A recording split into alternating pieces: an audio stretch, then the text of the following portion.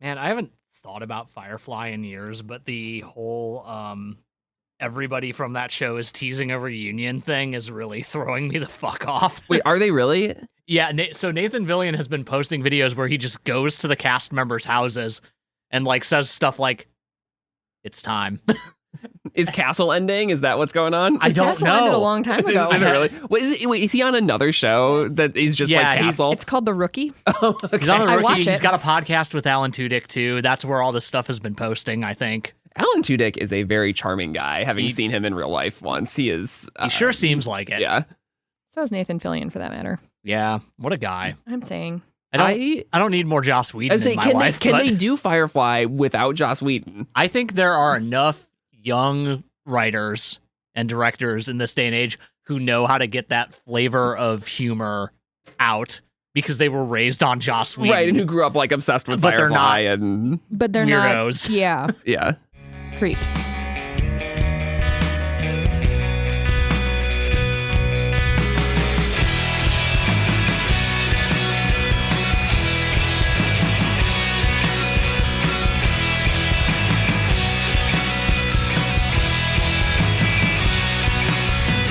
Welcome to Noise Floor, a podcast about music and our favorite artists' discographies. I'm Matt Kistler, And I'm Troy Sennett.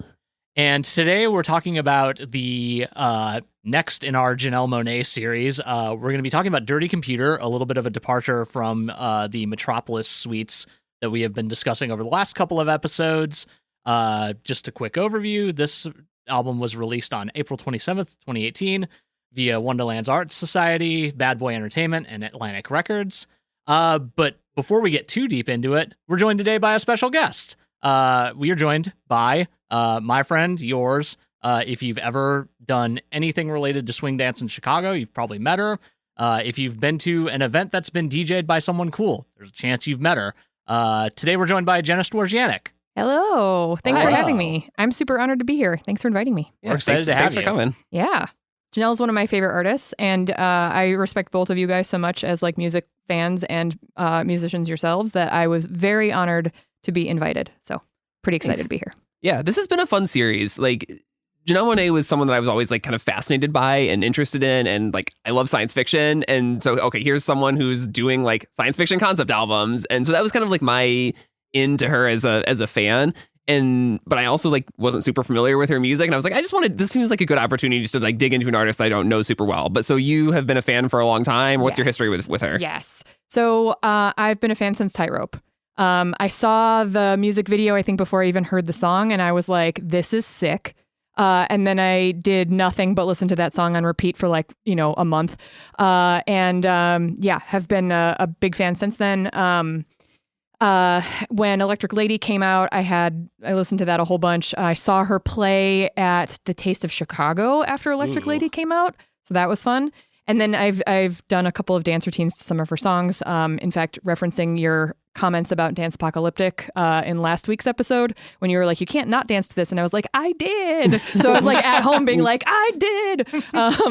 So when you choreograph a dance routine to a Janelle Monáe song, are you like thinking about the music videos and like the dancing that she does to it? Because the dancing is like such a huge aspect of her visual presentation. Yeah. So sort of. That particular routine that I did, some of it was like the choreography of the group that I was working with, and then some of it was us learning. It was in a style that we don't normally do. Okay. So I was a professional Lindy Hopper swing dancer, so 1930s partnered stuff, some of the 1920s like Charleston and things like that.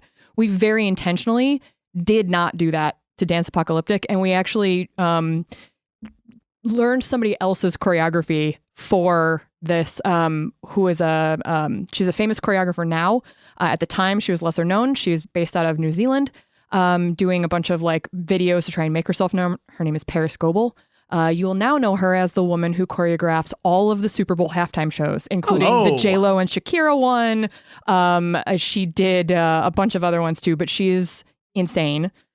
She's very good. And so we stole some of that choreography, which she did like a whole 3-minute movie with a bunch of crazy clowns to dance apocalyptic, and it is amazing. So recommend finding that on YouTube because it's fun. Okay, that sounds awesome. Yeah, I did not come across that when we were working on the last episode, but that sounds great. Yeah, it's great. So you were primed for Dirty Computer when it came out. This was something you were looking forward to and Yes, excited about. Absolutely. And was it, did it meet your expectations? What do you think of it as in general as an album? I think it exceeded my expectations, although I will say Electric Lady is still my personal favorite of her albums, but I think that Dirty Computer is probably like her best work. I think it's cohesive and amazing, and all of the accolades that she's gotten for it, I think, are incredibly well deserved. I'm also a big Prince fan, and as we all know, we're going to get into it, I'm sure, but fingerprints are all over this. Fingerprints are all over this. Sorry for the pun. That's the Rocko's Modern Life joke, isn't it? It's an Animaniacs. Animaniacs, yeah.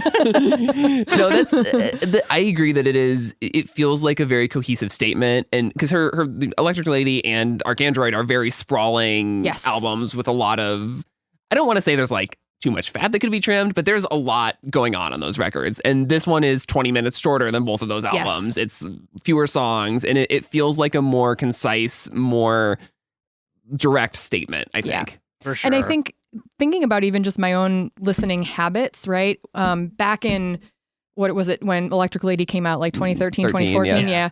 I was probably looking for something more like an album and not like a narrative. Now, when I listen to music, the narrative is more important to me than it was back when I was doing a lot more like dancing and choreography, right? You want those like shorter snippets. You want the I don't need the overtures but now listening to something like Electric Lady or ArchAndroid has a whole different feeling to it. I think I also didn't have the same appreciation for sci-fi in 2014 that I do now. I've become more of a fan of it. Fair. And so there were a lot of skips on those albums compared to Dirty Computer at the time, but now I listen to all of them straight through. So yeah. Matt, what about you? What was your history with Dirty Computer? So I was very primed for this album too. I remember immediately falling in love with Make Me Feel when I heard it the first time. Even though it has mouth sounds in it, which is not something I'm normally down for. But I just fell for that song right away. I was very ready for the album when it came out. I don't think I liked it as much in 2018 as I do now. But I was talking to you earlier today, and I realized, like, as I was listening to this for the question mark time for this episode, I'm like, I think I've put this on just of my own volition more times than any other Janelle Monáe album, like without really thinking about it too hard. Because like I am more deeply familiar with all of these songs in a way than like I was with not anything off the ArchAndroid or Electric Lady, but like I previously had some skips with those albums. At this point, I'm way less in that camp, but this one's always just kind of been a like front to back. Although you throw on Make Me Feel at a party, it's gonna fucking go off every time. Obviously. Every time. But yeah, this is one of those albums that I feel like I appreciated at its time, but I appreciate even more now. Yeah, that makes sense. I mean, for me, I had not heard this record before like this month. Okay. So this, I mean, I'm sure I had heard a single or two, but this was my first time like really digging into this album. And especially coming right after spending a lot of time with the Metropolis albums, this one is so fascinating because it is so the persona, there's still a lot of sci-fi stuff going on, but the personas, the costumes, everything is stripped back, and like this is a Janelle Monáe record. Like she talks about it being like her most personal record, her most like confessional record. It feels like it's a response. I mean, her music has always been a response to things that are going on in the real world, but this is specifically like a lot of this seems like it comes right out of Trump's election, and Absolutely. and the fears and the anger and the anxiety around that, and it is. I just find it to be this really compelling, exciting statement about like what does it mean to be American? What does it mean to be American in 2016 and 2018? And I mean, it feels frustratingly relevant. Coming up on 10 years later or Absolutely. 8 years later. So, it's like the way that it works in things like the clips of the Declaration of Independence and these ideas about like reclamation and about the fear that comes from being Black and queer in America. Like while this album is less in my lane musically, I'm so excited by every like lyric on this record. I think it's a really, really great statement in that way. Yeah, and I think a lot of the music in it actually echoes a lot of what she's doing lyrically. Like there's some really, really interesting things musically happening throughout this album that just create a world that is not as obvious as the Metropolis world, right? There's still very much a world and a theme that's going musically throughout the entire album. And she doesn't have to use all of the lyrics to build the world. She can have each song be independent and still put you in that same space and make all the statements she needs to make while in this world, which I think is super cool. Yeah. What I really like about this album is partially that like I don't feel like I have to like attempt to extract the lore from it. Right. Because like with the Metropolis series, as much as I do love it, that I'm like, okay, like there's an intense story here that's like trying to be told through the music, even though it's impossible to get all of it through that. And like part of that is just like the extra layers of kind of extrapolation that we have through this kind of science fiction story. This is still in that lane, but like we've stripped away like the main character here is an android. This is a Black woman, a Black queer person in a society that does not want them to be either of those things. We, in the fiction of Dirty Computer, like people are more analogous to computers in that like their thoughts and memories are treated like data, and whatnot. But like it feels just like taking away that like extra layer of like, okay, this isn't about an android. This is about a person who is being treated as though they are not a person, which, happens in the real world. So it feels a little closer to the real world. But the other thing about this album is that like we have all this extra textual material aside from the album, where you can like get deeper into this world. And I had not watched the motion picture prior to this last week. I had not read the stories from the Dirty Computer. And like I already loved this album on its own. Getting all that extra material made me appreciate it even more. And like when I went back and listened to the album again after consuming all that stuff, I was like, oh yeah, okay, that's what that's about. That's how this ties into the broader story. But like I didn't necessarily need that, which I think is kind of neat. Yes, I agree. It's cool that she was finally able to do all of that stuff with this record, because she talks about as far back as the Arcandroid, like she would talk about leaving lyrics off of the album because there was going to be a comic book or there was going to be a movie or something that to do more of the world building and stuff like that. And this is, I mean, whether for whatever reason that those extra textual things don't really exist for the Metropolis series as much as they do for Dirty Computer. And yeah, the book is, I mean, I think is one really phenomenal, top tier, one of the best I've ever read sci-fi short stories, and 4 other ones that are like pretty good, range from pretty good to okay. But yeah, all of that stuff is, they take like ideas from the songs and build them out in really interesting ways. For sure. Yeah. Let's see. There's a lot that she talks about in the interviews for this record about like this image of the Dirty Computer, the idea that like we are CPUs, that our brains are uploading and downloading information, and that like it's almost like she's pulled back the I am an android thing, but has almost found like a inside of herself this even more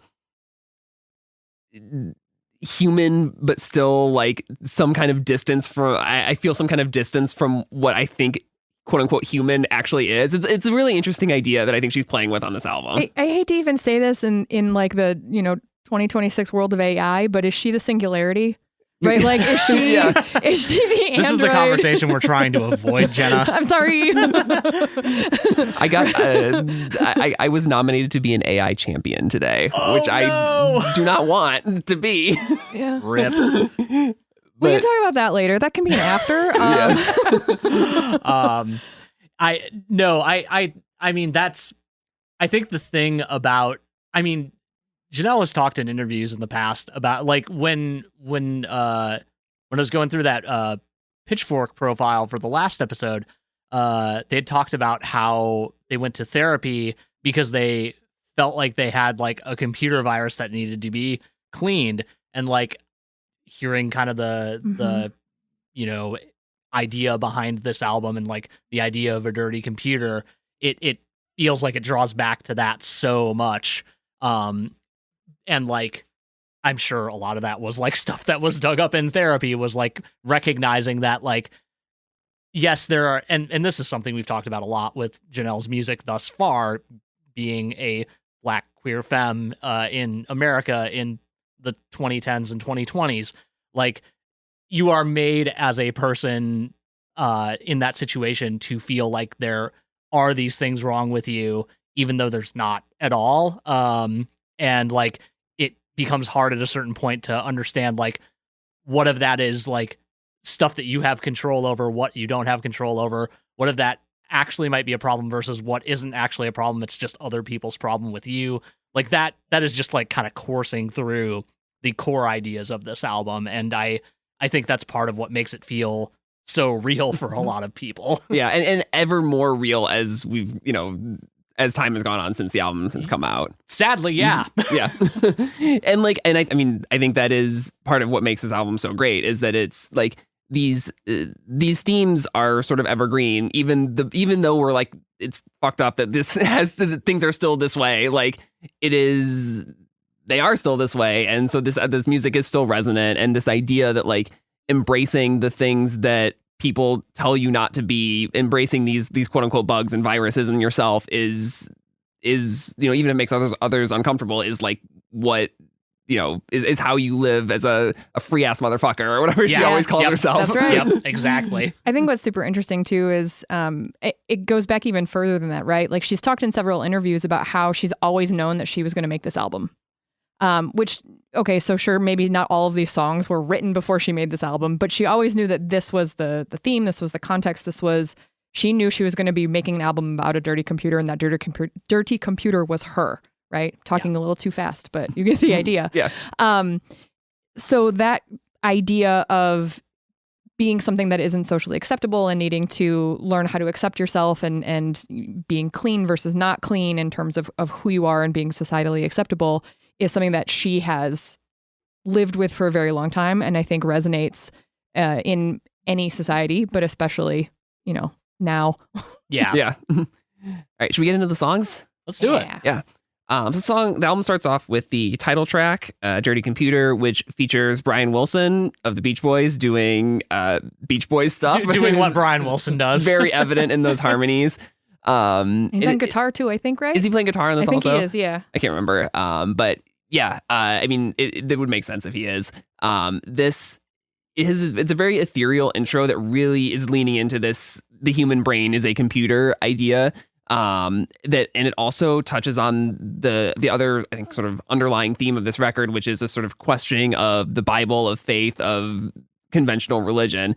And is sort of like, there's this idea of texting God up in the sky. If you love me, won't you please reply? That I think is kind of a really fascinating lyric. And, you know, a thing that she talks about a lot in these interviews around this album is that this album, the writing of this album coincided with her coming out as bisexual, pansexual, and how her family, she worried that her family might not deal with that well because she comes from a very conservative Baptist upbringing. Yeah. So what do you guys think of this as an intro track?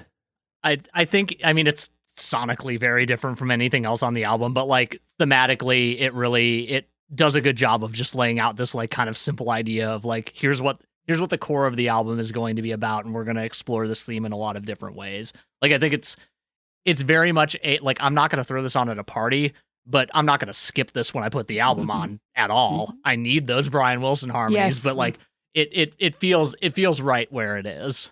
Yeah, agreed. And it's interesting because it has that kind of thematic feel to it. Mm-hmm. This doesn't have the overtures like and the interludes like the Metamorphosis albums did, but it still has a very like cinematic entrance to the album that is very like Janelle Monáe branded, right? Like, I don't think I could listen to an album of hers that didn't have some kind of like movie feel or like I was going to a Broadway show that was, starring. That would be amazing, by the way, if Janelle Monáe had a Broadway show that she was just producing, writing, and starring in. That would be great. But that's what her albums always make me feel like. So I think it's a great kickoff for this album. Yeah, she does always. I feel like she is always thinking about what is going to be the visual accompaniment to her music, even if there's not a music video. Like, here's the movie that should be playing in your mind while you're listening to this. And the overtures do a great job of that. I think this does a great job of that as well. Yeah. So, and Matt, you said something really interesting when we were talking about the album as a whole. That was about humans not feeling and being human. And I think that's actually what I get out of this from Brian Wilson, actually. Those harmonies, the way that they sit inside of this sonically, almost, not quite, but almost sound like autotune.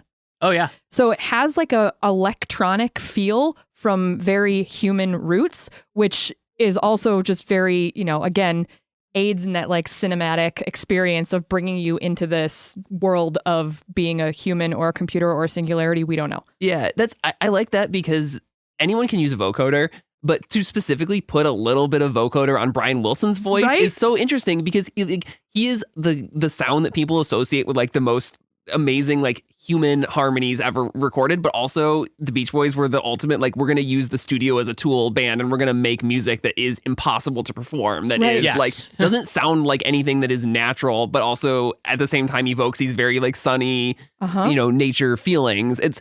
And I don't know if that's the specific intention of using that in this, but it could totally be because it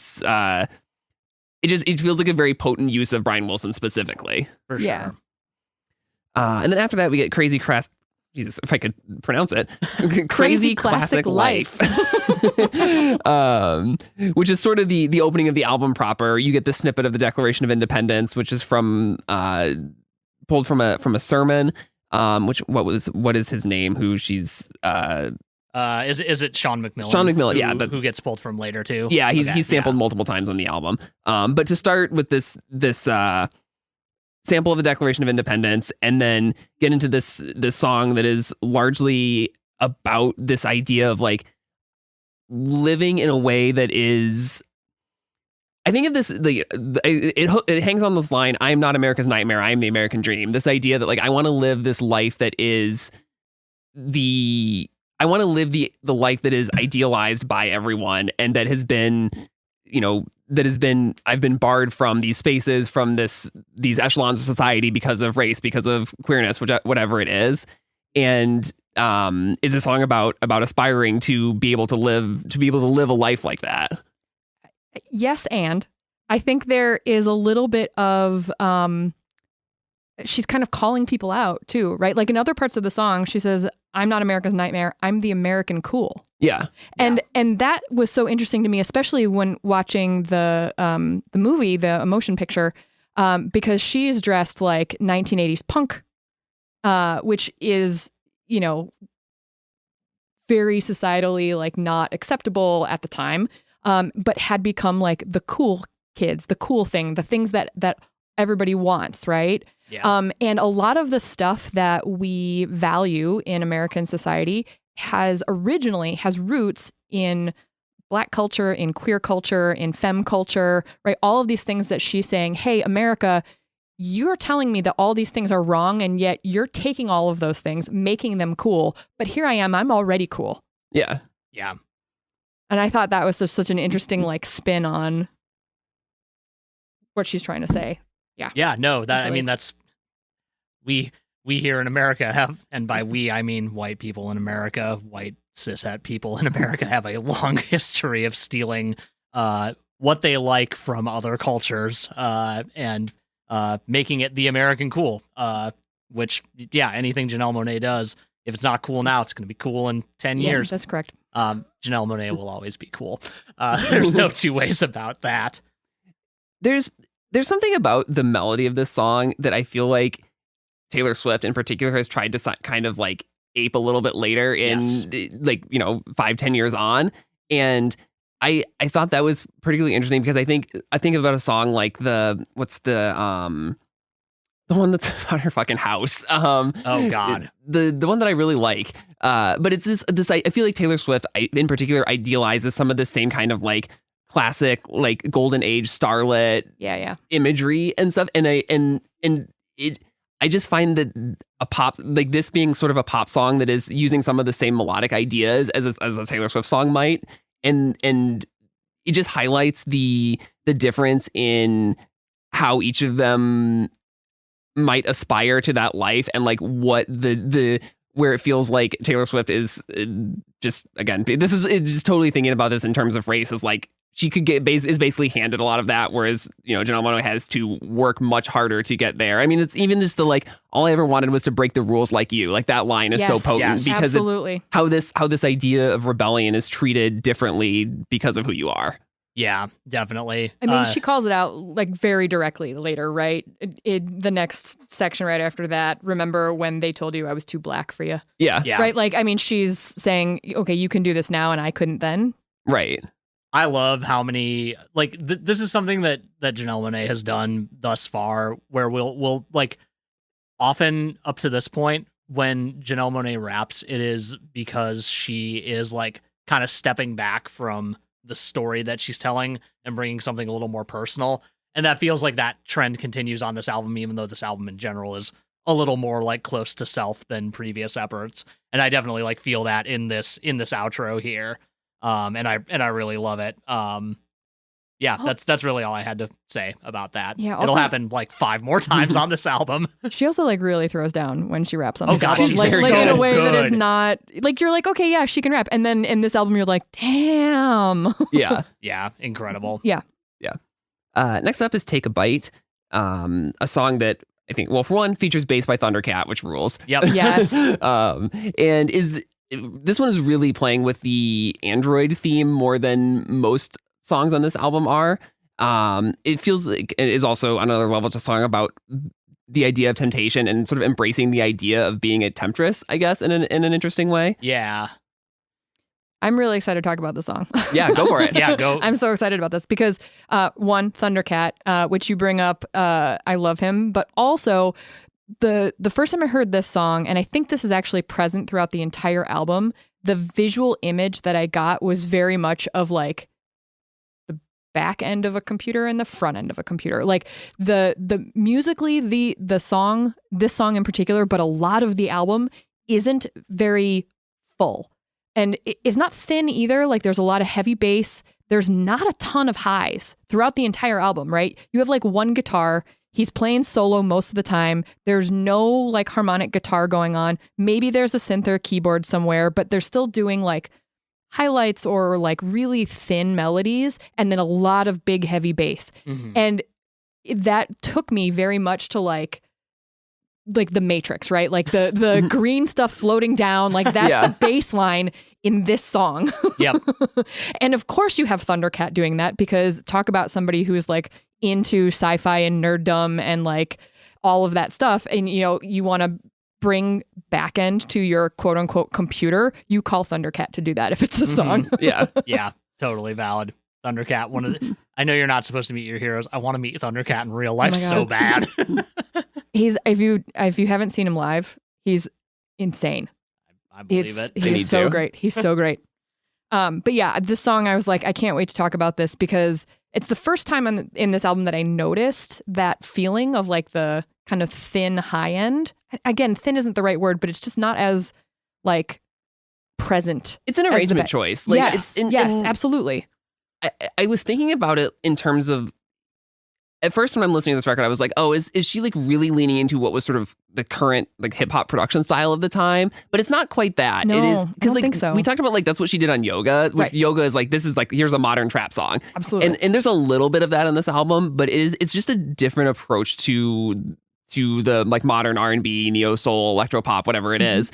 And whereas the previous albums, she was like, I want to make something that sounds classic. And this is like, it feels like trying to make something that sounds very modern, but not in a trend chasing way. Absolutely. Yeah. Like she knows what she likes about everything that she is being inspired by, and is like deftly including that in her and her production team. Like obviously we've got a bunch of geniuses on this album. Yeah. But just kind of in general, like that the whole Wonderland team like knows like how to put together a song that like invokes all of these different influences in the best way possible. And it makes her stand out too, Yeah, right? Like absolutely. they did an exceptional job of separating her voice and the music, but also still making it cohesive. Like she sits in the exact right place in the mix versus, you know, sitting kind of in the middle with all of the other instruments, or sometimes sitting like too far above it that they don't sound connected. So there is, yes, a disconnect, but not in an unexpected or bad way. I think it's intentional, and I think it works extremely well for what they're trying to get across here. It's a mix with a ton of space. Yes. And Yes. in a really good way, because it lets her vocal just absolutely shine. Absolutely. Which is, I feel like that's like ultimately that's what you come to these records for, is like to hear her absolutely rip on like every possible Correct. line in every style. Yeah. Yep. I do want to, I know I've done this on every other episode that we've done so far of this series, but I want to just take a moment to appreciate the transition between Crazy Classic Life and Take a Bite. Both like sonically and lyrically, because we end Crazy Classic Life on that rap verse where she has the line, remember when I was too black for you. And then this song starts off with, I'm not the kind of girl you take home to your mama now. Like it's like we've just so smoothly gone from one place to another that it's like, it's incredible. It's absolutely incredible. And I think this is one of the first places lyrically that she starts to get a little sexier. Like you mentioned in the last episode when you're talking about yoga, like it's a pretty horny song and we're going to get to it in Dirty Computer. Yeah. This is like a little foreplay before the super horny stuff comes. Yeah. All the puns intended. The other day I listened to this album and then The Age of Pleasure right after it, and I was like, that was too much. That was a little too much. Never. Great albums. Maybe a little too horny for me sitting at my desk. During the work hour, maybe. Yeah. Don't worry about it. After that, we get Jane's Dream, which is a very short instrumental interlude, fully written and produced by John Bryan. I think the only song in the entire catalog so far that none of like Janelle nor any of the like Deep Cotton guys or the Wonderland Art Society has any credits on at all. This is just a John Bryan song. So interestingly enough, I was watching this podcast, which we'll talk about a little bit. It's called One Song. They talk about one song for like an hour. Yes. Yeah, but they talked about Make Me Feel. So there's stuff that we can talk about later with that. Totally. But Janelle is listed as a writer on that song everywhere except in ASCAP. Okay. Interesting. Not in the album credits either. In the liner notes. That's weird. Which is really interesting. So yes, she is influenced on everything, but I don't know the answer to this. I don't know why she's listed in some places and not on others for Make Me Feel. It's probably somewhere in a contract under somebody, like in somebody's desk, but just a super interesting random fact. Rights are weird, man. Super weird. I don't know that there's a ton to say about this little interlude, but I do want to cite the liner notes. Do you have the physical copy of this? Have you read all the little the inspired by blurbs? They're so cool. The one for this one is inspired by my terrifying nightmare about a near future America full of abductions and secret detention centers, oddly like our own. Which that has remained exactly relevant. So That's also the album too, just kind of generally. You know how The Simpsons could predict the future? I think it was really Janelle Monáe. That's her all along. Just a little bit. All right. After that, we get Screwed. Yes, we do. Yep. Next up is Screwed, featuring Zoe Kravitz, which is another pretty bouncy song, and this is where the real, like you were saying, like the sexual innuendo comes in full force on this one. Yeah. There's so much wordplay on this song. Yeah. I mean, it's the same wordplay most of the time, but it's good every single time. You fucked the world up now. We'll fuck it all back down. Yeah. I mean, that's like the best line. That's the best line.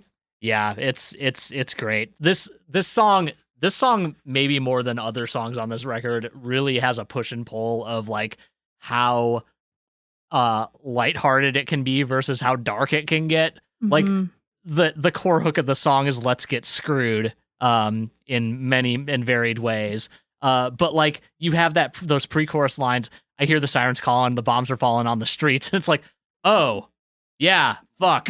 Things are bad, aren't they? Which is the world of this album and the world of our lives. But it's unusual to get that in a song like this, and I think it's really deftly handled here. It's kind of the ultimate, like, we always talk about the, like, here's a sad song with happy music, and this is like a party song that's about war and gun violence.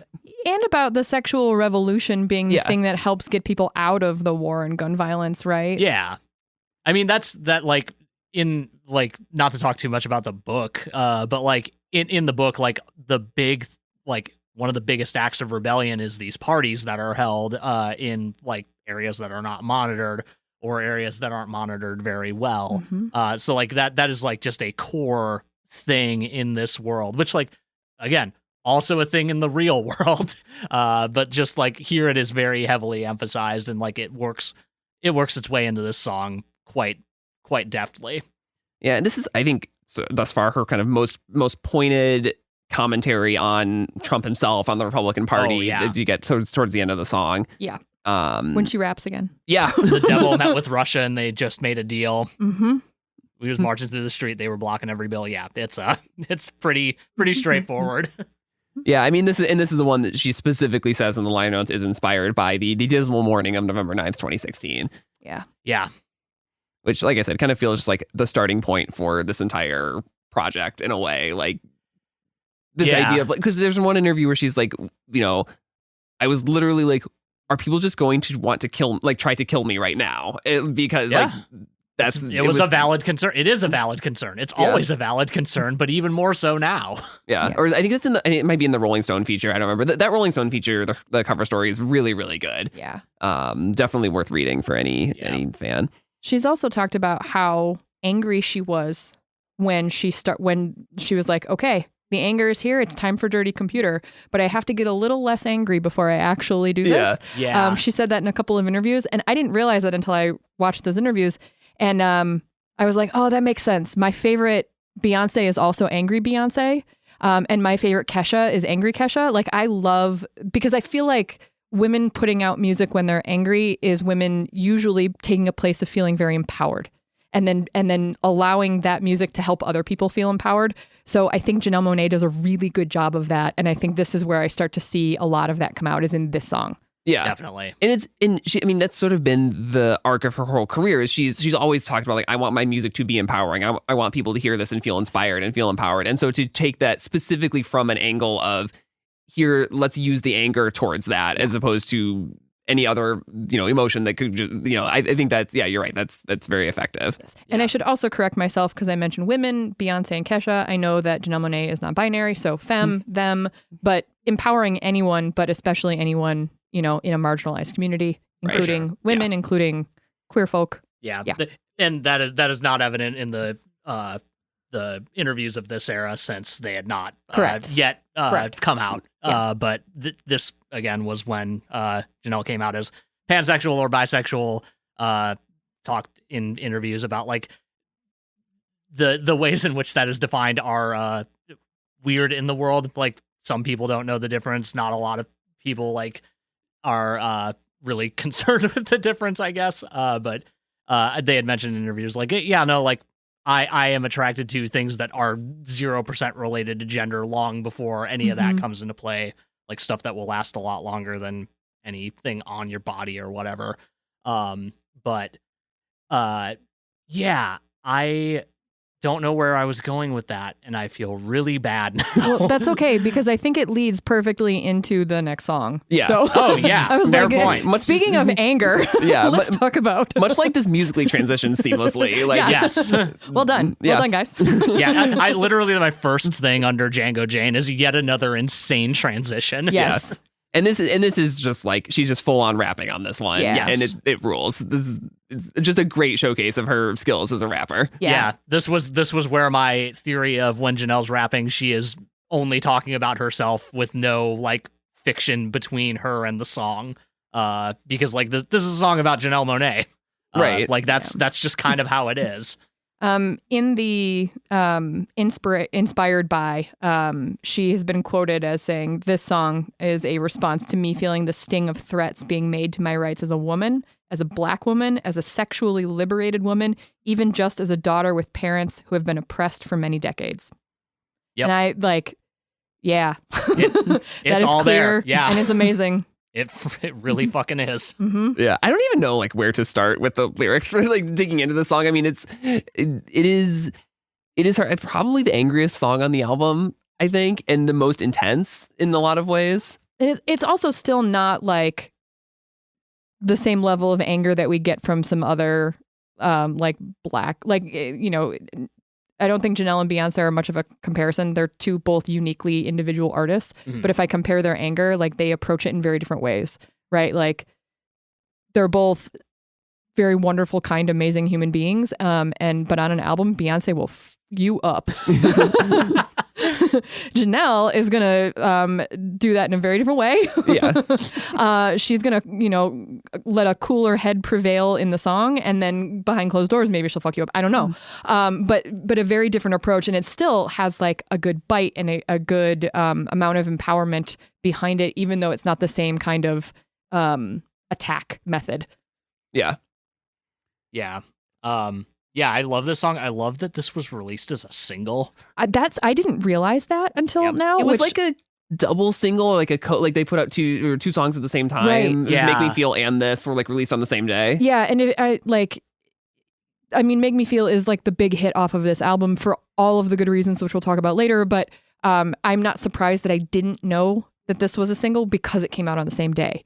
And I wonder if they had released it at different times, if I would remember this being released. Yeah. Yeah. I think it makes, just from like a marketing perspective, like how do you market a song like this as a single? It doesn't. Well, and like Janelle Monáe in general is such a chameleon in a way that she's talked about, right? In some interviews as not wanting to ever be forced to conform to one thing or another. But even sometimes when you hear her on different songs, if you didn't know that it was Janelle Monáe, if it was just on shuffle and the algorithm was feeding you songs, I question sometimes that I would know if I didn't already know her music. And if you put Make Me Feel and Django Chain, good Lord,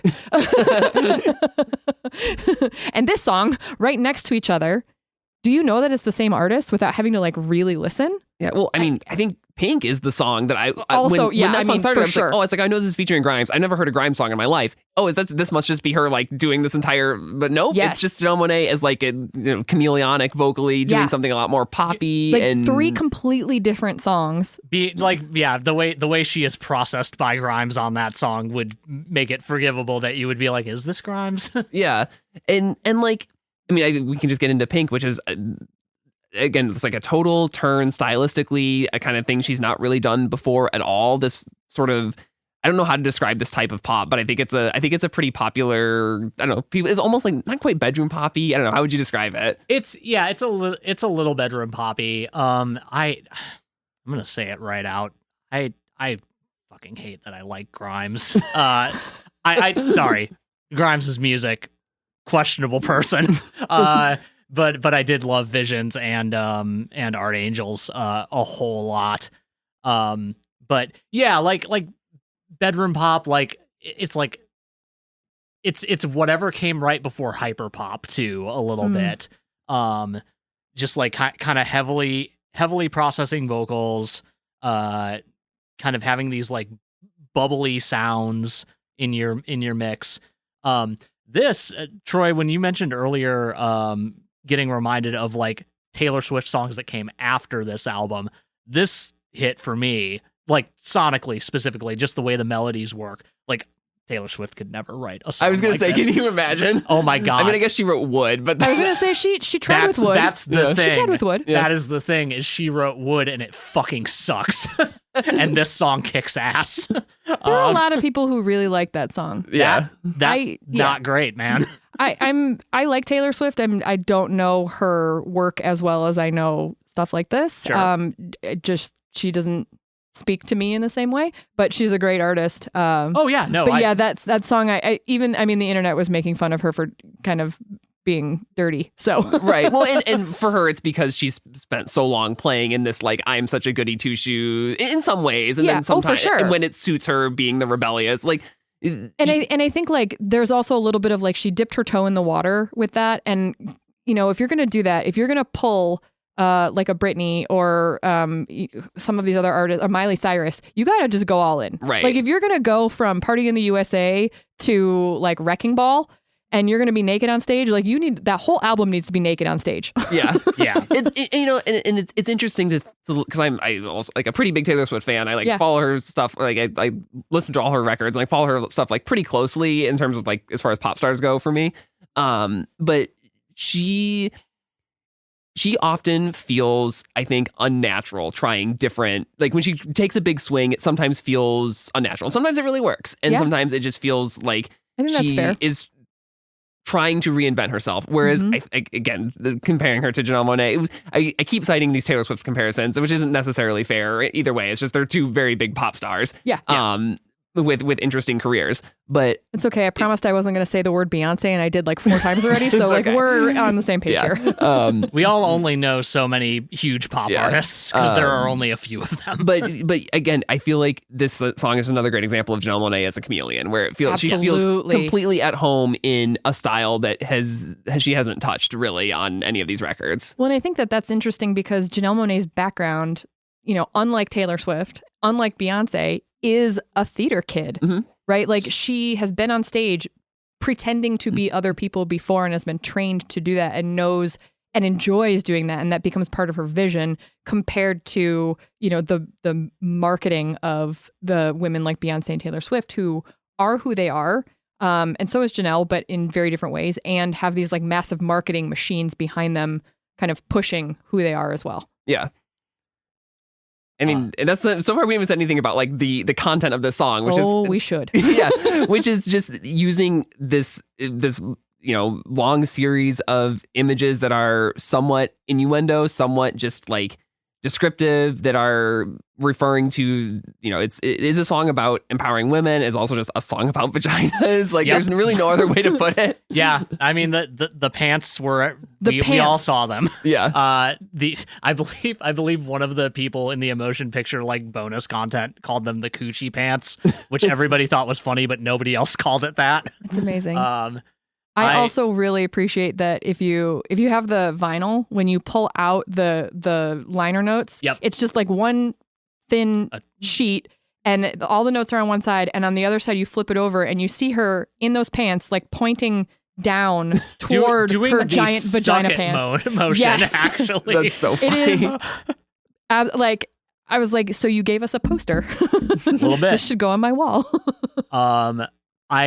Something that I really loved that got kind of pointed out in that bonus content that came with the emotion picture was she mentions that like, yeah, we have some of the dancers in the pants and some of them not, because you don't have to have a vagina to be a woman. And like, I know I like to think that is a thing that people fucking get these days, but they don't. So I like to think that somebody out there heard that and went, huh, maybe, yeah, cool. And isn't just, like already there and like not learning anything from this. But I thought that was a nice touch. I had not noticed that on like initial watches, but I really appreciate it knowing that now. Yeah, this song rules. The way that she sings "Sunny Money, Keep It Funky" is so good. Yeah, I don't know. I could say a lot of other things about this song, but they're mostly just shades of how much fun is this song? How goofy is this song at times? Yeah, and it like she has these really great like progressive like, I mean, I talked about some of the earlier songs being like kind of foreplay into the horniness, right? But she's doing that in like micro burst here, right? Where it's like, here's a little innuendo, here's a little more innuendo, and then she specifically says like putting your fingers in the, and then she, like, so like she goes like through these like great moments of just like, I'm punny, I'm kind of funny, and I'm dirty, like really in rapid succession in the song, and it's real fun. It is real fun. Yeah. It's like, it's one of the things where you almost, it like sneaks up on you in a way. You almost don't even notice it. Right. And then it's like, oh, that's what that line is. Yeah. If you put this on for a child, right? Oh, I'm going to have something to say about that in a minute. I wouldn't. For the record, I wouldn't. Just so that, in case a bunch of parents are listening, don't do this. But if you did, it would take them a very long time to understand what that you were just talking about, like a fun color. Yeah. Or like pink ice cream or something, right? But yeah, great song. Great song. And next up, we have Make Me Feel, which is the lead single from this record, the, I think, enduring hit, the what this album is known for, kind of what Janelle Monáe is known for, really, this at this song point. is everything. Yeah. This song is so fucking good. It rocks. Yeah. Yeah. She's talked about this. The idea for the song predates the Arc Android, but it was a song that was sort of too scary to make because it was too bare, too confessional, too vulnerable. And it's right at home on this album, which is all of those things. Yeah. It is for me the canonical Can't Help What You Love, Big Shrug song. Yeah. Like that there are a lot of other songs that touch this subject, but this is the one for me personally. And also it is a party anthem. Like you cannot, in the way that Dance Apocalyptic makes you want to dance, like this makes you want to dance in a very different way. For me, this is like, I can't not shake my ass to the song. It's such a good song. This is, so you mentioned you're a pretty big Prince fan, and this is the song that I think is, Prince doesn't have a co-writing credit on this song, but I think it sounds like very influential in picking sort of some of the synth sounds. And did he play on it also a little bit, maybe? So there's a rumor.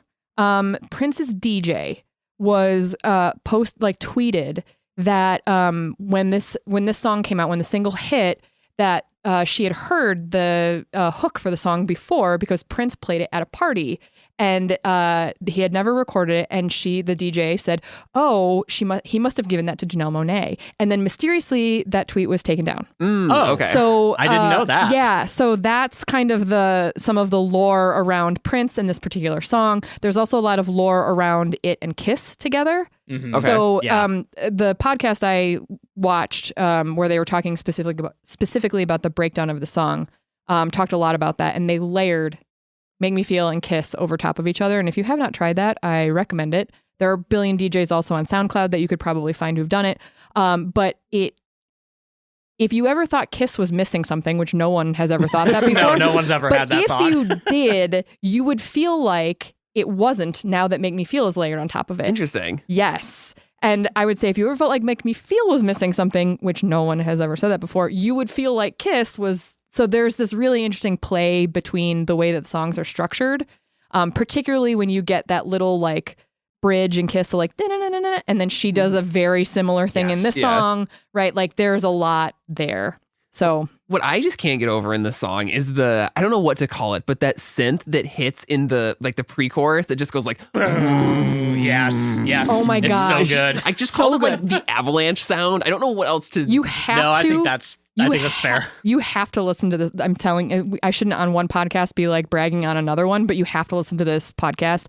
They take and break down every single channel. So there's like 7 drum channels on this thing. And then they break down that, and they break down the sound that happens everywhere and talk about that.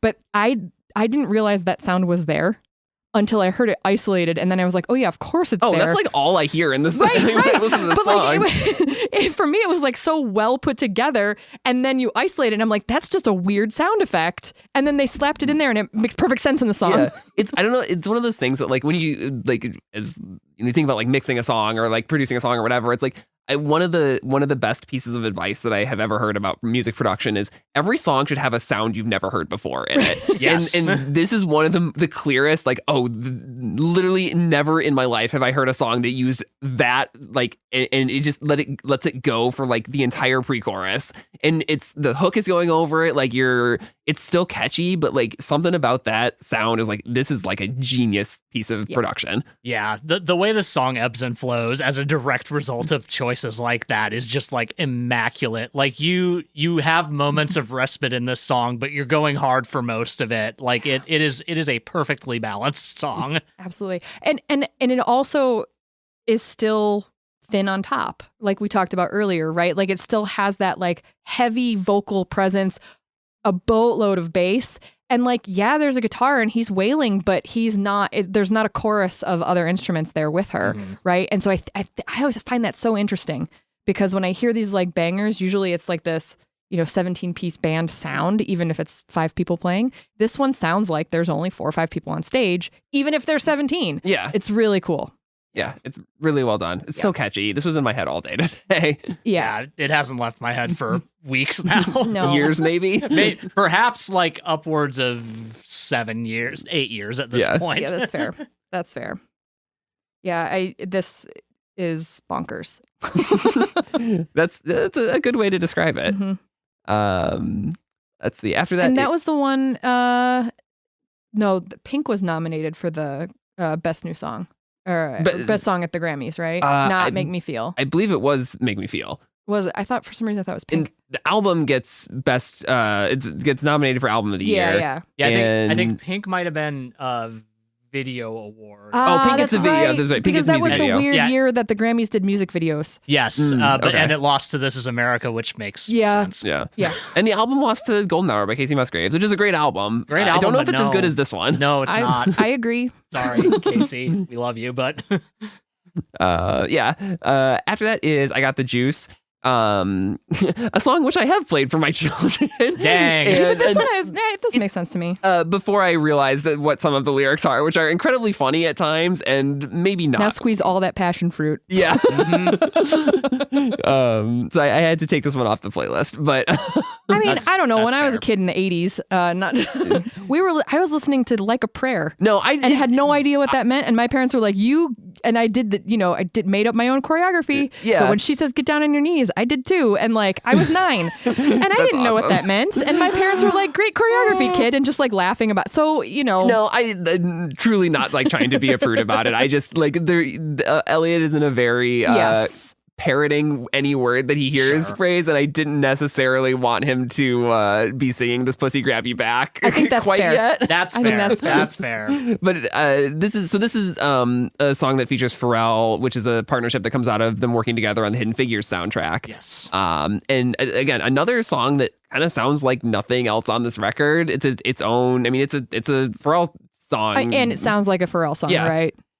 I was actually surprised going back and listening to this that this wasn't one of the lead singles off the album because it's Pharrell. just Right, have his like- name on there.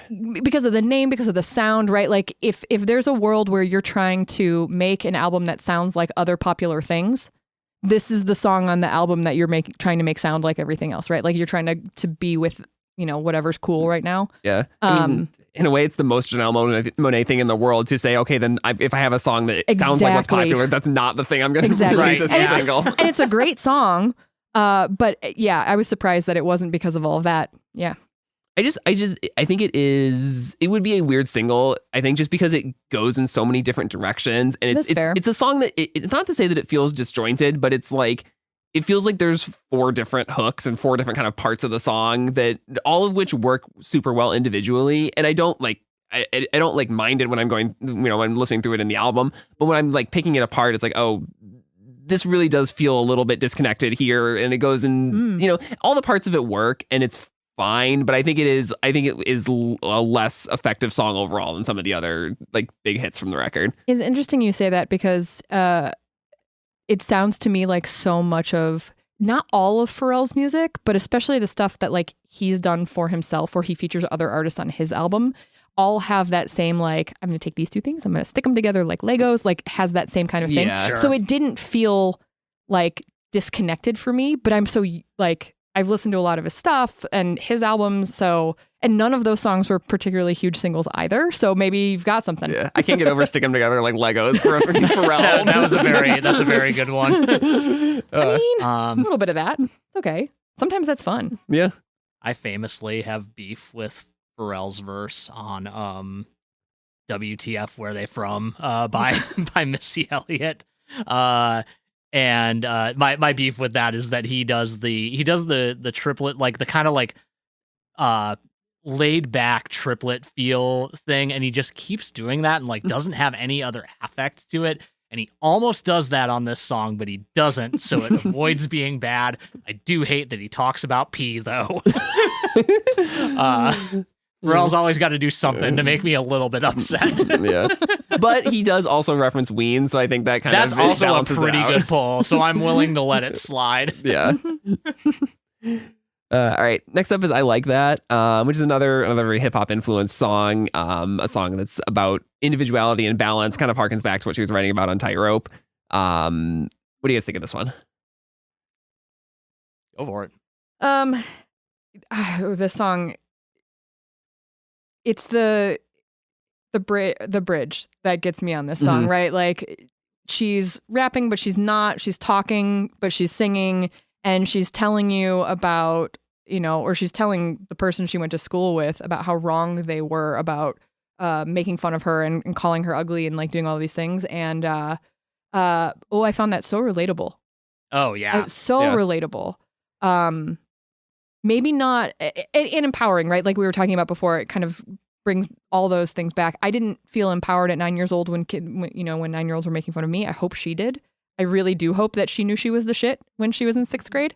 I didn't, but I wish I had. And so this song gets me a little. That's the moment in the song for me too. Absolutely. Like, it feels like she's almost like, imagine it like on stage and she would just like be stepping down into the audience and like, oh yeah, imagine her just walking up to someone in like the 3rd row and being like saying that specifically to them. Like that's what it feels like in the song to me. Absolutely. 100% agree. I in one of the interviews, one of the women, like as part of, I think it was like a radio interview, was mentioned like, yeah, this is a song I wish I had when I was 11. Yeah. And I'm like, yeah, man, honestly, me too, in a lot of ways. Yeah. I don't know if you read the inspired by in the liner notes for this one, but this is maybe my favorite one. It's inspired by whack-ass fuckboys everywhere, from the trap house to the White House, who make the lives of little brown girls so damn hard. Like they told y'all back in those black woman studies class. But some of us are brave. Yeah, it's great. Yeah. It's so good. Amazing. And I was like, yeah, I can see exactly what she's saying there. Yeah. And I think what's interesting is this song is, doesn't have that same grit and anger feel to it that some of the other things we've talked about today have, but it still is like lyrically there. Yeah. So because it's a very sweet sounding song. And it's a little more reflective. Yeah. And a little more like inward looking. Like, I mean, lyrics like I'm the random minor note you hear in a major song is like, I mean, that's like an emo lyric, which I love. Yeah. So I made the mistake of checking the Genius annotation on it, and it made me think about it. That line might be about being on We Are Young. I could see it a little bit. But one thing I do want to just like shout out real quickly is I love the little TLC reference that gets slipped in early in the song. A little crazy, a little sexy, a little cool. Which Good also, stuff. If you're talking about being in 6th grade, Janelle Monáe is right around my age. You know what age I was when Crazy Sexy Cool came out? 6th grade. Just saying. There you go. I was like, it is not just like a perfect lyric in terms of what it's saying, but it feels of the time. It connects to the other part of the song so well. Yeah. After that is Don't Judge Me, bringing back the acoustic guitar, which hasn't made too much of an appearance on this record yet. This one is kind of back to what we're talking about kind of at the album in general. This is about stripping back the costumes and the personas and about writing a record as Janelle Monáe, being Janelle Monáe in public, basically. Yeah. Yeah, and being afraid of what that means for everybody around you. Like, with the veneer stripped back, do you still like me? And like the anxiety that comes with that, which is completely understandable. And like it kind of moves from this this place of doubt to this place of questioning, and kind of never really resolves itself over the course of the song, which I think is like kind of usually how it works. So it's kind of beautiful in that way. Yeah, I think this is a really impactful song as a result. Like it's almost a like first closer before the encore kind of song, especially with like kind of Stevie's Dream serving as an interlude between that and the what we would call the encore, I guess in this case. Yeah, yeah. It felt so very much like the moment right before you might come out, right? As not a I think everybody's on a queer spectrum for what it's worth. That's just how I feel about the way the world is, but maybe I'm wrong. I don't know. I don't sit very far into that spectrum, but I'm probably somewhere on it. But if I had to do like a big coming out thing, I'm imagining I would have, especially if I were, many, many years ago, be nervous about it. And if I were having feelings towards someone, romantic or sexual feelings towards someone, and I hadn't yet come out, I imagine this is what there's like this like passion and desire and like unrequited and fear in it. That is, and that fear is not, the typical feeling. And I think that that's so present, and that makes it really powerful. Definitely.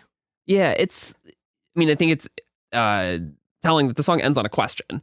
Yeah. And it is that it leaves you hanging with that sort of anxiety, that sort of like will this be okay? Right. And this is by far the longest song on the record. It's kind of the only song that does this like kind of indulgent, there's a string section. Yeah, there's the like huge strings on this song. It's the most sort of composed, arranged, like big, quote unquote, song on the record. Yeah, if we were talking about things being, again, I don't love the word thin, but that's the best word I had for it. This is not. Yeah. Decidedly not. It feels more like something like Mushrooms and Roses, or the sort of psychedelic, it's not really psychedelic, but it's playing with some of the same ideas, serving some of the same purpose on this record as some of those songs did on Arcandroid. I have that exact same note, is that it's borderline, like hitting up against the edge of being psychedelic, but it doesn't quite go as far as like the more like dreamy songs on Arcandroid. Yeah, the liner notes talk about this being about the vulnerable moments of in between, and it's sort of, I think the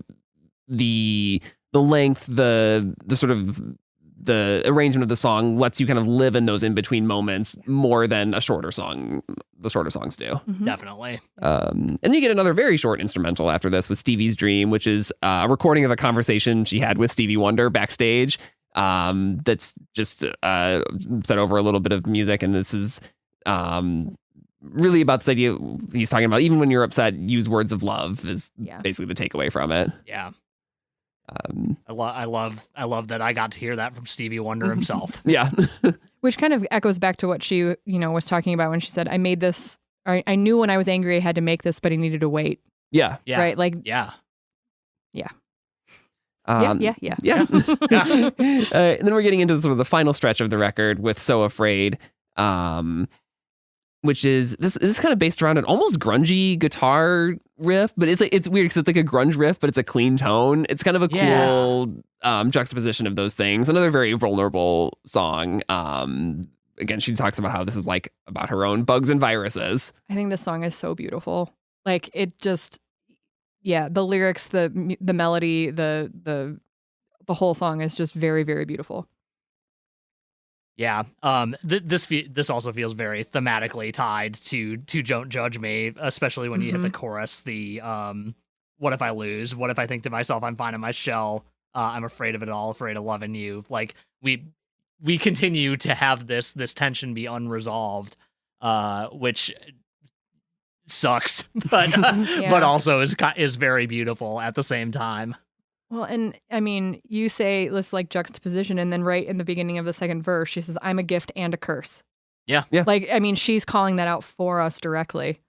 Yeah, and that's sort of the same thing on I Like That. It's the same thing on Tightrope. This idea of like, can I be both things? Right. And I also contain these multitudes. Mm-hmm. Everybody should write a zine on a Friday night also. Yeah. Love that specific shout out on this song. Yeah, it's a good one. I think it sets up the closing track really well. Oh God, yeah. And this album. Oh, sorry, you were saying something. I was just saying, yep. Oh, okay. I was just agreeing. Yeah. This album closes with Americans, which is just a absolute bop of a song. It's so catchy and bouncy, and it is also so biting in its commentary about America right now. She's sort of taking on different personas, different ideas about what is both stereotypically seen as American and what is in what she sees as American, how she feels as an American. It's kind of the ultimate like reclamation song on the album, I think, and a great way to close it. Yeah, it's it is a really stellar closer. Like it feels like it encapsulates pretty much everything that we've talked about so far. In a pretty like brief runtime overall. And like I wrote down that it's so awkward to hear Janelle Monáe embodying a shitty person in that Oh, verse. man. I like Yes. my woman in the kitchen, et cetera, et cetera. I'm like, man, like she sings that so good, but man, I don't like hearing that at all. Right, but right after and she keeps going, but right after when she says, I teach my children superstitions. Yep. I'm like, what's so interesting is, yes, she's kind of playing the shitty person role here, but she's also using the word superstition so specifically. Oh, yeah. Because those shitty people wouldn't say they're superstitious, right? They wouldn't say, they would say like, oh, well, but I don't believe in vaccines because of whatever, or whatever thing that they're being superstitious about, right? Yeah. She's calling them out while being that person, and that's so powerful. Yeah, I took that as a more of a like a pointed religious critique, as more of like I teach my children that you have to behave in a certain way for God to love you or whatever. Same, I assumed we were talking about Stevie Wonder. Dang. Actually, no, I kind of took it to mean like I think some of the ritual in church can be considered very superstitious if you're not particularly religious, and I think she still is very faithful. I won't comment on her religion because she hasn't commented on it, but I know that she has commented on the struggle of growing up in the church and being a queer, non-binary femme. Yeah, so I'm always fascinated by when she does talk about religion. She in that Rolling Stone piece, she talks about like I believe in like the God of love, and she talks about how like she still like says grace before meals while at the same time living a life that she's like I'm literally worried what my family will think about me, right? Because I've heard them say that gay people are going to hell, and it's like. I don't know. I'm fascinated by this. I'm fascinated by it as a thread throughout this record. I mean, literally says the phrase Jim Crow Jesus in the song. Yes. Like, yep. I grew up in the church too, different kind of church, also Baptist, but like white Baptist, which is a little different. But some of those teachings were similar. The fire and brimstone is kind of the same. Yeah, the fire and brimstone Sure. was the same. It was. I was told when I was a senior in high school that my youth pastor was like, "What school are you going to go to? What are you going to study?" And I told him I was going to study theater, and he said, "Oh, I don't think you should do that." And I said, "Why not?" And he said, "Well, because then you'll be a lesbian." Wow. And then he proceeded to tell me that he knew what God's calling for me was, and that I should be a youth pastor's wife. Jesus Christ. Wow, wonder why that was. Well, he was already married, and I don't think it was like a creepy thing, but it was still. You sure? It was creepy in a different way. Yeah. So yes, it was very creepy, Yeah, but like yikes. I was thankfully in that moment like this guy's full of shit. I probably didn't say shit at the time, but I knew that was bogus. Yeah. And proceeded to learn about the rest of my life. I'm glad Janelle Monáe had similar feelings. But so some of these, moments resonate with me in a different but similar past. Yeah. Yeah. A couple more things I want to call out about the song. Yes. There's something about the groove of this song just feels like it's almost pulling from country a little bit. Yeah. Which is, again, I feel like is a very pointed musical decision to make with this particular song. I mean, Yeah. So what's interesting, I mean, again, not to say the word I wasn't going to say, but like this is 2 years after Lemonade came out, and you have Beyonce coming out with Daddy Issues, and showing up to the CMAs with the Chicks, and getting booed. So having a little bit of these elements of like calling people out, which I think, they're not the same artist. They don't need to be the same artist. But they're living parallels with a bunch of white people saying, hey, you're not allowed to do this thing in America. You can't be black and sing what you want to sing. You can't be black and be gay. You can't be black, period, in some places, right? Yeah. So I think I heard something very similar, and it did bring me to like a Cowboy Carter-ish kind of place, but maybe not quite as like overt. Sure. Yeah. As throwing your chaps on, but Right. But This feels maybe cheekier in a way. yes, which I think is very similar to all the other stuff we've kind of like compared. Even the anger. Her anger is much cheekier in the entire album than what we've seen from Beyonce. But it's interesting that they're both still there and seeing some of the same things. Yeah. It's great. This song is awesome. This song absolutely fucking rules. I mean, she even says, "Don't try to take my country," which of course she means the USA, but Yeah. you have that like very country western feel to that, right? Like I picture her like fighting against, another cowboy or something, even though that's not her at all. Yeah. You could see a music video that had that. For sure. Yeah. We've talked many times on this podcast about feeling a certain way about America, but still like the dissonance between what America thinks it represents versus what it actually represents. Right, and what it could. Exactly. And, Like this is exactly what that song is about. Like I Janelle Monáe believe that we can do better than this because of what we hypothetically all believe at our core. Unfortunately, the material reality is not actually that, and we need to do a lot of work to get there. Right. But then it interpolates the sermon at the end that is all these like, this is not my America, right. But then at the end, it's going to be my America before it's all over. Exactly. Yeah. And that's sort of the last line of the record. Yep. I love that it ended with that. Yeah. I thought that was, it was beautiful, inspiring, and like just a very much a nod to who she is too. Yeah. Yeah. Right. She is quoted in saying that there's a lot of inspiration from a Quincy Jones quote in this where he says anger doesn't get anything done, so you have to find out how do you make it work. Yeah.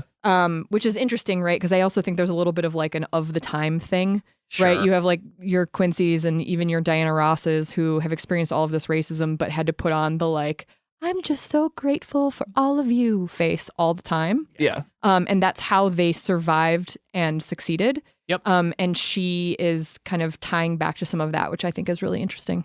Yeah. Just a fascinating end to a fascinating record. Absolutely. This album is awesome. It really is. It's one of those things that like the more we talk about it, the more I'm like, man, is this my favorite Janelle Monáe record? I think it might be. I know I started this by saying Electric Lady is my favorite, and now I'm like, did I lie? I mean, I started by saying I don't really like where, like, at least to my taste, like, this is not the album that musically most fits my taste, but also like it's such a great statement that I really can't deny it. Yeah, well, no, that I think what we've kind of talked about already is I don't think anybody else, like no team outside of Janelle Monáe's team, can make a record like this. Yeah, no. and an experience like this, because we've mentioned in passing the book and the emotion picture, which is a great like phrase she always uses. So good. I read the book pretty recently, watched the movie a couple days ago, and it really does the movie is one of those like visual albums basically that are I'm kind of mixed on those as a concept. Like they aren't that engaging, but she gets a lot of great directors on it, and Tessa Thompson's in it, and it's a pretty cool project. I like that, and I like the short stories quite a bit as sort of world building and just like here's a cool idea. Let's get 5 sci-fi authors and have them all kind of like, I don't know how that came about, if she's pitching the stories, if they're like, Time Box just feels like a viewing story on its own, which is cool. Like it's awesome. It's incredible. Did you guys go through all? You mentioned you both read the book, and I did not read the book. I bought the book and then did not do my homework. I did watch I did a bunch of other homework. I listened to every podcast I could find and read every article I could find, and then did not read the book. This album has more supplemental material than literally anything else we have covered thus far. Right. This is going to be a 4-hour podcast. Album with a comic book series written around it. Yeah. Yeah, no, I really loved the book. I am not as deep in the sci-fi world as you are, Troy, so I think I was a little more endeared to the stories that weren't Time Box. But yeah, I think it was good world building. That said, I feel like they really quickly abandoned the memories as currency thing beyond the memory librarian story. Which is fine. Like, I don't really need that much like internal consistency in the fiction of this, but that's sort of the thing compared to the Metropolis, the Cindy Mayweather stuff. This is, I feel like the sci-fi ideas are here to be conceptually representative of something in the real world, and more to just make you think about it rather than to be like, okay, here's what this all means in relation to all these other things and these characters. And it's the world building isn't as important as the ideas to make you think about our world, definitely, in terms of like different things you can do with genre fiction. Yeah, I think that is part of what makes me enjoy this album more as a whole and like I've said already on this podcast, I love the Arcandroid, I love the Electric Lady. I feel like this being untethered from telling that kind of story just makes the whole thing better. Yeah, I agree. There's a handful of other sort of songs that we can from this era, some songs and movie soundtracks, a ton of remixes, which I will admit I did not list all these remixes because a lot of them, the ones that I did listen to, I didn't like very much. I listened to them. What do you think? Are there anything that were particularly good? Yes, there's two that I think, one that's really interesting that's worth a listen to, and then one that I actually think is a jam. The other ones I'm like, I feel like, listen, there's a time and a place for genres, all genres of music. My car is not the time or place for EDM. Sure. I need to be at a festival. I need to be at a club. I need, like, the whole feel of that music is to, like, get a crowd to do a thing. So when you take a song like Make Me Feel, which has all of this in it that we've already talked about, and you take it out to have like a big build up and a drop, that ain't it for me. For me, it ruins the original song. Yeah. But I think the Dubai mix actually is great. And that is an interesting one because it's somewhat recently, it was featured on like Love Island or something. Okay. Whoa. This is like a couple of years ago. And it all of a sudden Make Me Feel started like surging again in terms of streams. And that remix. And I think actually it's a good remix. It does good like homage to the song. So it doesn't ruin it for me. It adds to it. So I would recommend that one. Okay. And then I wrote down the other one, but let me pull it up Also, and get on you there. were correct in the car when that one came on while we were listening on the way here. I was like, oh yeah, this is the one Jenna plays all the time. I also DJ that one all the time because there's this really cool little thing in it that mixes really well into somewhat ironically Kiss by Prince. Wow, shocking. Shocking. But it also mixes into a few other things, but it's a banger. Yeah. Yes. The only other one I think that I think is interesting is the Easy Star All Stars remix of I Like That. Okay. Yeah. It is unique. Okay. I'll leave it at that. Okay. Unique is fine. I gotta say, I listened to a couple of these Cascade remixes, and I was like, I can't do the remixes today. No. That's they're just fine. not good. That's fine. Also, Cascade is like that's one particular thing. Okay. That Yeah. you specifically don't want. No. Yeah. The Naxos remix of I Like That is both of the I Like That ones, Naxos and Easy Star All Stars, were, I think, worth a listen to. Don't completely ruin the songs with like a different genre, right? Yeah. Again, if I heard any of these like in the club, I might be into it because there's a time and a place for that. It just didn't hit in the car. And when I want to listen to Janelle, I want to listen to Janelle. Yeah. In terms of the soundtrack songs, there's a bunch of them, but I think that the song "That's Enough" that she did for Lady and the Tramp rules. It's like a swing shocking tune. how It's good awesome.